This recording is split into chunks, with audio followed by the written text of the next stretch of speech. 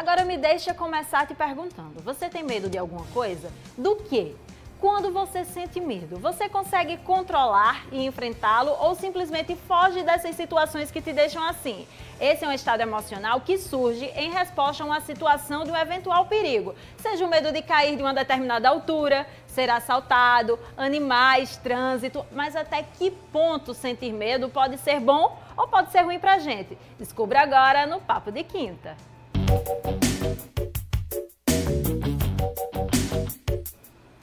E para falar sobre o assunto, eu recebo aqui no nosso estúdio a psicóloga Isabela César. Isabela, bom dia, seja muito bem-vinda novamente ao Obrigada. MD. É um prazer estar aqui com você. Maravilha! E para o nosso papo ficar completo, só falta a sua participação, viu? Manda mensagem para a gente, para o nosso WhatsApp do Mulher de Mais, o 991050400. Eu sei que todo mundo tem medo de alguma coisa, então eu quero saber qual é o seu medo. Agora vamos começar, doutora Isabela, explicando, afinal, o que é o medo? O medo é uma emoção que todos nós, seres humanos, sentimos e ele é uma resposta ambiente a algo que acontece no nosso meio social. É uma emoção negativa, sim, mas também é uma emoção de proteção. Diante de situações que trazem perigo para nós conseguimos lidar com essas situações porque sentimos a emoção medo, então ele nos protege. Ele termina nos protegendo de determinadas situações, mas também Sim. existem aqueles medos que são um pouco mais supérfluos, por exemplo, né? Tem gente que tem medo de palhaço, tem gente que tem um certo medo de lagartixa, por exemplo, de barata. Como lidar com essas situações? Normalmente, quando o medo está relacionado a algo desse tipo, é porque a pessoa está associando a algo que lhe aconteceu. Por exemplo, se aconteceu uma situação determinada, onde uma pessoa, uma criança, normalmente tudo começa na infância, né? Então, onde uma criança ela passou por uma situação traumática com algum animal, ela vai desenvolver um medo excessivo, um medo patológico. Então, existe um diferencial aí, de acordo com os fatores que encobertam essa situação.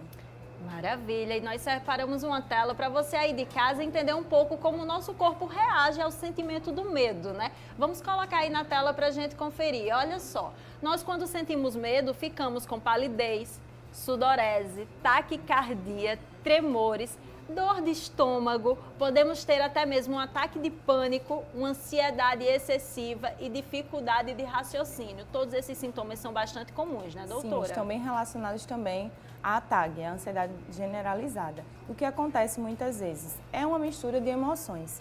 É a junção do medo com a preocupação em excesso que causa todas essas sensações. Então, quando você estiver passando por uma situação assim, é muito importante entender o que antecede o medo excessivo. Porque muitas vezes a gente fica só focado naquele medo e não tenta entender o que é que está acontecendo por trás daquela situação.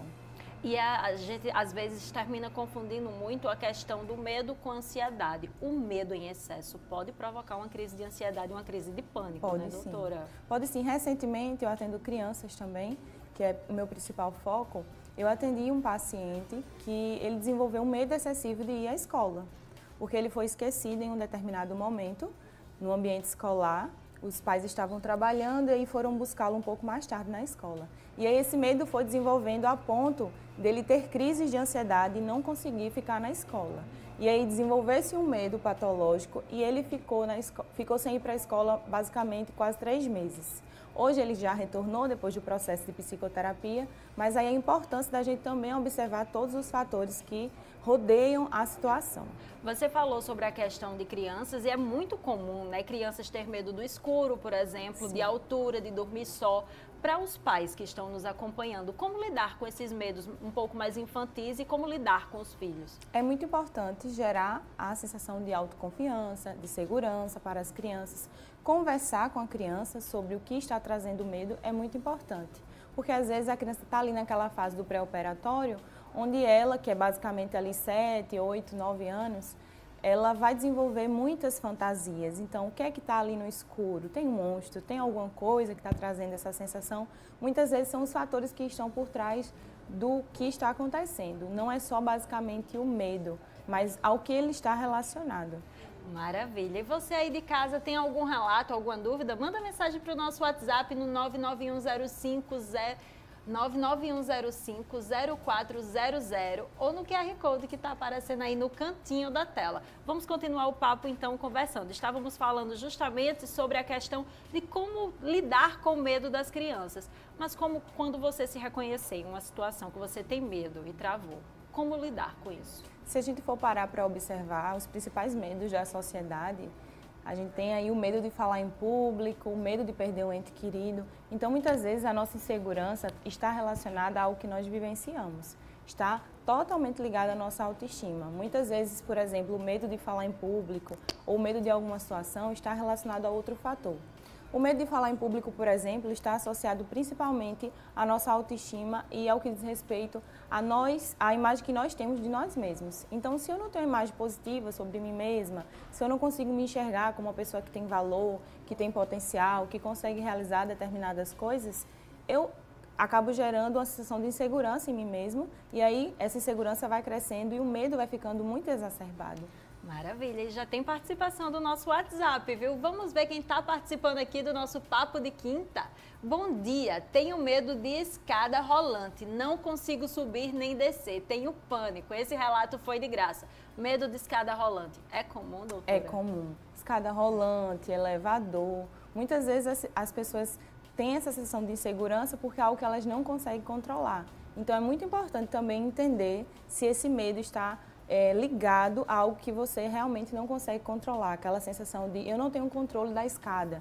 Porque quando eu estou subindo, eu vou subindo os degraus, né? Uma escada normal. É uma situação que você está ali controlando, você está ali controlando. Na escada rolante você não está controlando, no elevador você não está controlando. Muitas vezes também eu associo as situações que aconteceram com outras pessoas e vai gerando vários pensamentos disfuncionais e a gente vai ficando com o medo acima do que é considerado normal mesmo. E como dissemos no início da entrevista, né? O medo muitas vezes termina prevenindo que você se coloque em perigo, mas nesse caso da escada rolante. Eu tenho medo de escada rolante, eu tenho medo de elevador. Nesses casos de medos, a gente pode, para a gente conseguir enfrentá-lo, a gente tem que superar assim e dizer, não, eu tenho medo de escada rolante e eu vou acabar com esse meu medo hoje, vou começar a subir só de escada rolante. Trabalho em um ambiente que tem elevador, mas eu tenho muito medo, já fui muito tempo, cansei de subir escada, agora vou tentar enfrentá-lo de elevador. É assim que se supera esse tipo de medo? Assim também, mas é importante que você busque entender e procure ajuda profissional se essa situação foge do seu controle. Posso dar um exemplo. Semana passada eu tive que realizar um exame, que é uma ressonância magnética. E aí eu tenho muito pavor de lugares muito fechados. E eu disse a mim mesma, eu vou enfrentar o meu medo e vou tentar fazer o exame. Foi difícil, foi, mas eu fui porque eu já venho trabalhando isso dentro de mim, sabe? Mas muitas pessoas não trabalham isso e querem enfrentar de uma vez e não conseguem, porque traz a sensação de pânico e geram todos aqueles sintomas físicos que a gente viu agora há pouco, né? A sudorese, o coração acelerado. E muitas pessoas pensam que vão acabar morrendo de uma crise de ansiedade. Então, é importante você entender, você trabalhar, você procurar ajuda profissional para conseguir lidar com isso. Porque, às vezes, sozinho a gente não consegue. É muito importante esse auxílio. E você trouxe um relato pessoal, vou trazer um relato pessoal também. No meu caso, é um medo que todo mundo ao meu redor considera um pouco mais besta. Por exemplo, eu tenho um pânico de lagartixa. Por quê? Porque quando eu era criança, uma lagartixa caiu no meu cabelo e eu entrei em pânico. Então, hoje em dia, eu tenho pavor de lagartixa.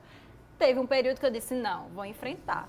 Terminei tentando enfrentar e me gerou um pouco mais de pânico do que eu já tinha antes. Então, situações como essa também são comuns, né, doutora? Sim.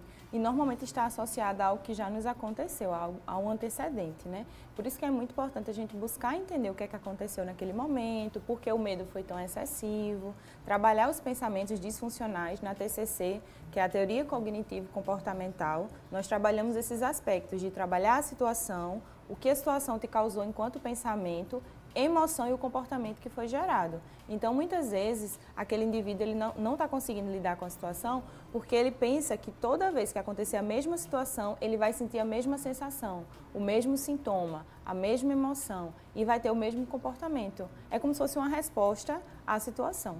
Entendido. E tem mais um relato, viu, dos nossos telespectadores que estão participando no nosso WhatsApp. E se você também tem algum relato, é simples, é só mandar para o 991050400 ou no QR Code que está aí no cantinho da tela. Olha só, a mensagem é de Edjane. Bom dia, tenho muito medo de morcego e escorpião, tenho pavor, fico arrepiado quando eu vejo um.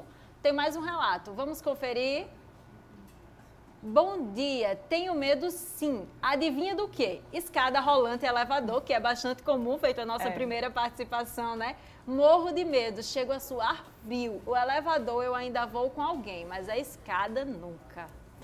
Muitas vezes as pessoas precisam entender realmente o que está gerando esse medo. Não é basicamente apenas o medo. O medo ele traz essa sensação de insegurança para nós. Como, por exemplo, se a gente chega num prédio que tem um andar muito alto, eu olho lá para baixo, se a gente não sentisse a emoção medo, que é uma emoção de proteção, talvez a gente visse o mar lá embaixo e quiséssemos chegar mais rápido. E sem o medo, nós o quê? Pularíamos. Então, com o medo, a gente consegue se proteger. Quando a gente está numa altura muito alta, nós percebemos que é alto, é uma sensação de proteção. Então, nós não podemos passar daquele limite. Então, o medo também traz uma sensação de limite para nós. Nesses casos, é importante entender o antecedente, como você relatou agora há pouco, né?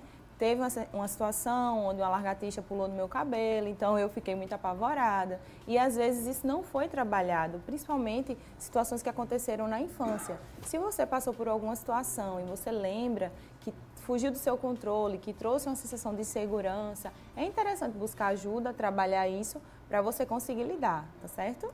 Maravilha. Doutora, eu vou pedir para você ficar aqui na nossa sala de casa, que daqui a pouquinho eu volto com mais relatos dos nossos telespectadores e algumas dúvidas para a gente falar um pouco sobre esse sentimento que todo mundo tem. Combinado? Combinado. Até já já.